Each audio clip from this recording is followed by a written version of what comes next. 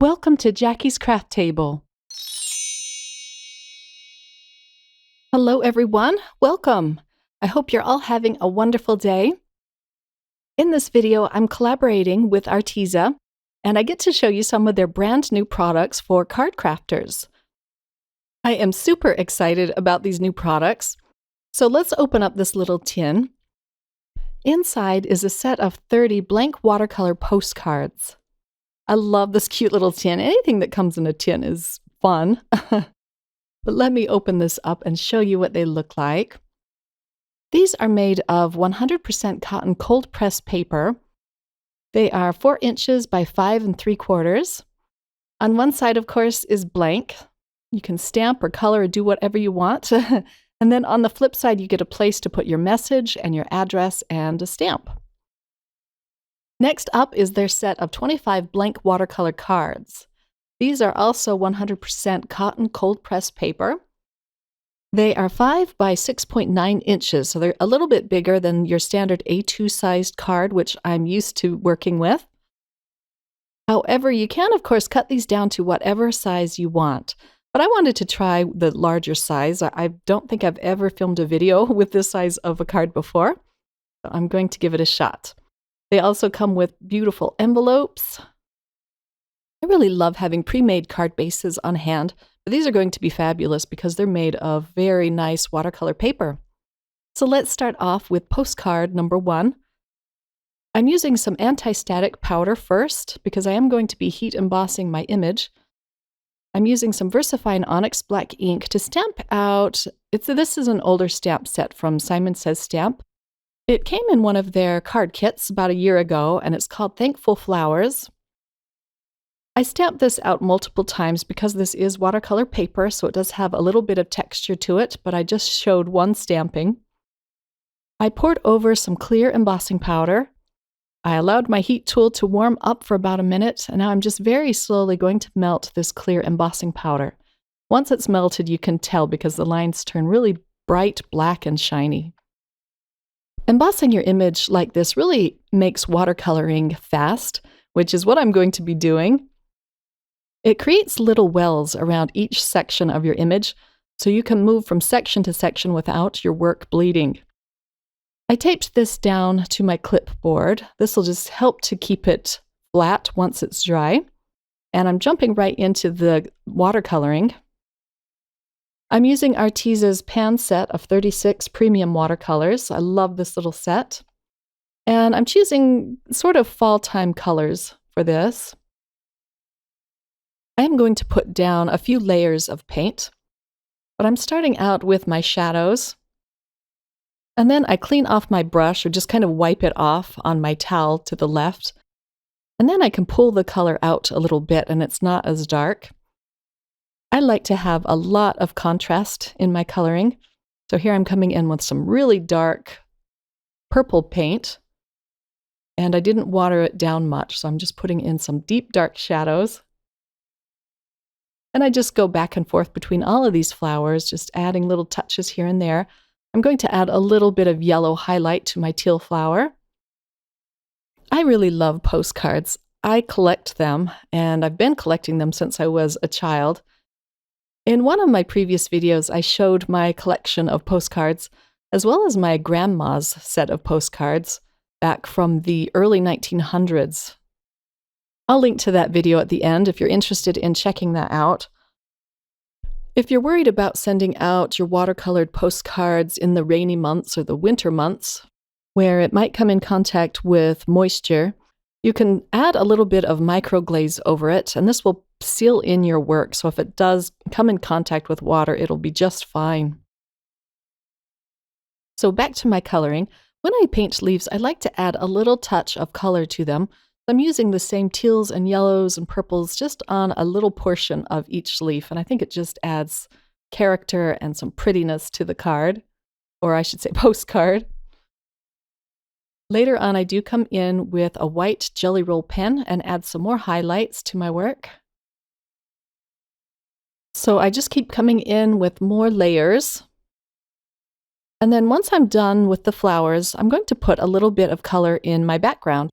I'm using a pink tone and I watered it down So it's very pale pink, and I'm just putting a little bit of color. I don't want to bring it out to the very edge, but this just adds some prettiness to the card, I think. Since this is a one-layer card and I can't add any sequins like I usually do, I'm going to add some interest with some paint flicking. I pulled out my set of Arteza metallic watercolors and I'm adding some white flicks with that. And then I go back to the set of 36 and I'm adding more teal flicks. This just adds some cute speckles to it. And I also add some yellow. Once that is completely dry, then I can come in with some little highlights from a white Jelly Roll pen. And I'm so excited because Arteza has come out with a set of white gel pens, different sizes, and I'll be filming a video on that really soon. Now I can carefully pull up the painter's tape. This is a very low tack tape, but I'm just going slow and taking my time so I don't rip the paper. Watercolor paper can rip really easily. And then this is pretty flat, but if you want it perfectly flat, I would say run it through your die cutting machine with just the plates or put it in a book overnight and it'll be perfectly flat.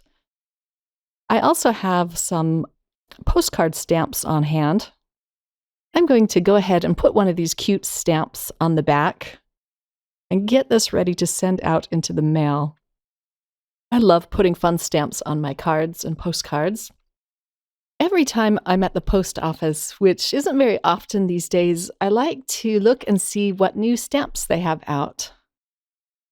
On card number 2, I'm going to use one of the blank watercolor cards. These are made with such nice, thick watercolor paper. I'm going to stamp another floral image onto it. This one's really fun. It's by Evelyn T. Designs, and it's called Floral Surprise. So you get all of these beautiful flowers, but you also get some teeny tiny critters hidden among the flowers.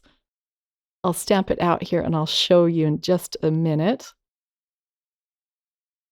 It's great to have a stamp positioner so that you can stamp it out a few times, especially on this textured watercolor paper.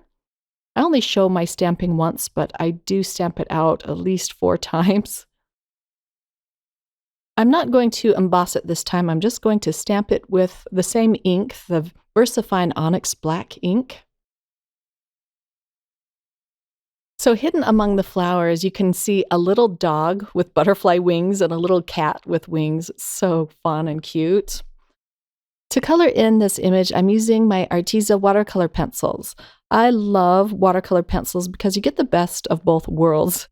You get colored pencils and watercolors all in one. You can just use these as colored pencils, but if you add some water to it, it just melts out the lines and makes it look really bright and pretty.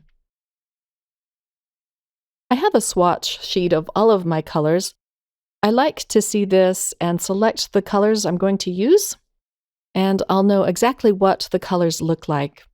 So I pre-selected my colors, and I'm just going to do a little bit of coloring first. Often for my colored pencil work, I will just choose a watercolor paper because it has a lot of texture to it, so you can add lots of layers with your colored pencils. To color in these flowers, I selected really pale pastel colors.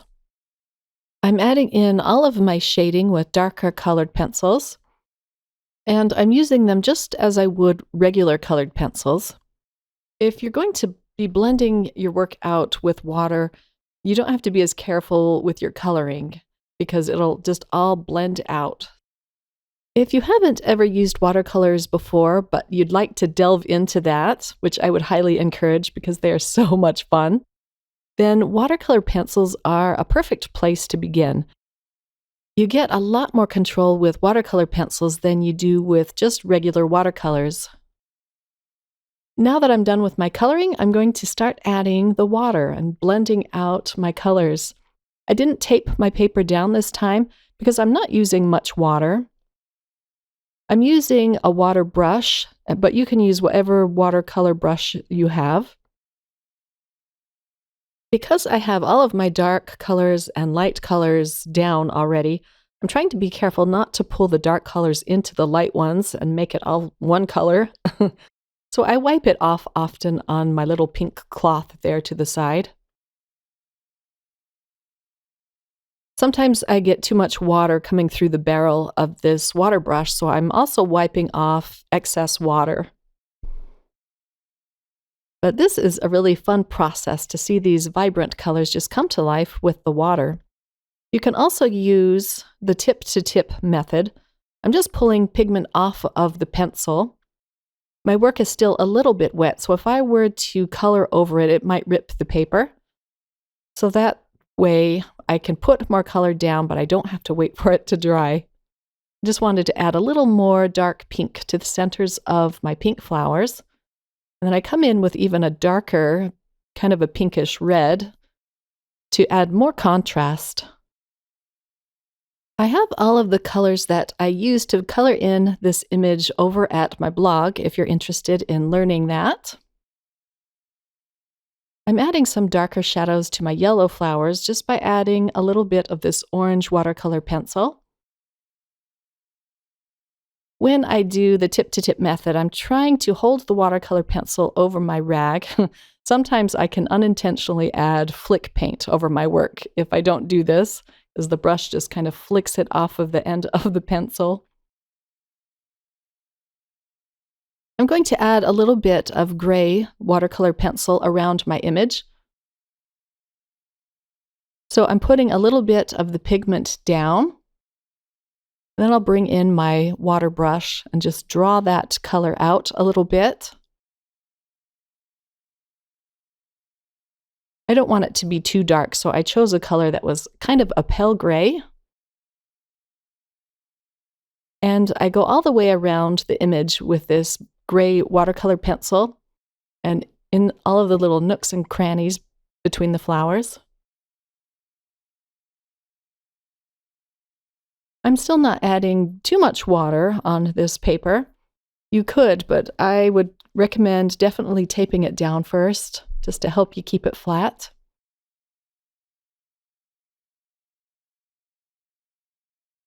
I'm trying to put the darkest color right up against the leaves and flowers, and then drawing the color out so it fades out.